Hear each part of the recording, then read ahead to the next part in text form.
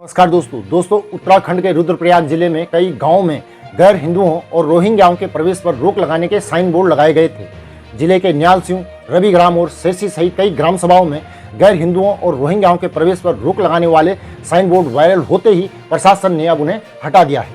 कुछ ग्राम सभाओं के बाहर बोर्ड लगाया गया था जिसमें लिखा था, गैर हिंदुओं, रोहिंग्या मुसलमानों और फेरी वालों का गाँव में व्यापार करना और फेरी लगाना वर्जित है। अगर गांव में कहीं भी मिलते हैं तो दंडात्मक और कानूनी कार्रवाई की जाएगी। ग्रामीणों ने बताया कि पहले साइन बोर्ड पर गैर हिंदू व्यक्ति के प्रवेश पर रोक लिखा गया था, लेकिन अब उसकी भाषा बदलकर अपरिचित व्यक्ति के प्रवेश पर रोक कर दी गई है। ग्रामीणों के अनुसार स्थानीय पुलिस के हस्तक्षेप के बाद उन्होंने ऐसा किया है। रुद्रप्रयाग के पुलिस उपाधीक्षक प्रबोध घिल्डियाल ने कहा कि सामाजिक समरसता में व्यवधान डालने की अनुमति किसी को नहीं दी जाएगी। धार्मिक आधार वाले साइन बोर्ड लगाने की इजाज़त भी किसी को नहीं है। वहीं दोस्तों, उत्तराखंड में जैसे ही हिंदू मुसलमान के मुद्दों पर राष्ट्रीय बहस शुरू होती है, यह मान लेना सुरक्षित और सुनिश्चित होता है कि राज्य में कहीं न कहीं कोई न कोई चुनाव नजदीक आ रहा है। और इस बार केदारनाथ उपचुनाव को लेकर माहौल गरमाया हुआ है और राष्ट्रीय व राज्य मीडिया 2000 से उत्तराखंड में जनसांख्यिकी में बदलाव की चर्चा कर ही रही है। लेकिन सवाल तो यह उठता है कि आखिर इस स्थिति का जिम्मेदार कौन है।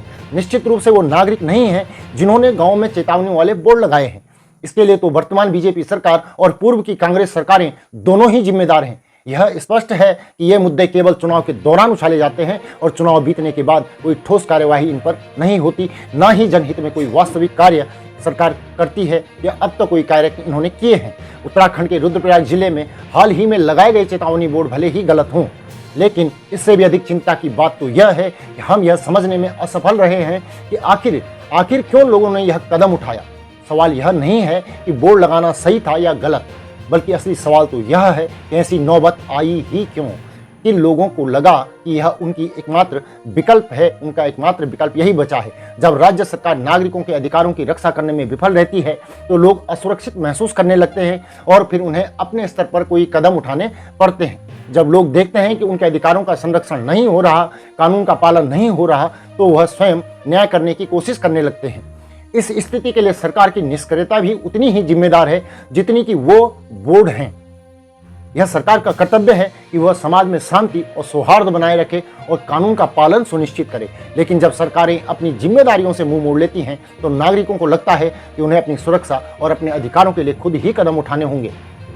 जब तक सरकारें अपने कर्तव्यों को सही तरीके से नहीं निभाती, तब तक ऐसी घटनाएं दोहराई जाती रहेंगी, ऐसा मेरा मानना है। केवल चुनाव के समय नफरत की राजनीति खेलने के बजाय राज्य और केंद्र सरकारों को वास्तविक विकास और समाज में एकता और शांति बनाए रखने पर ध्यान देना चाहिए।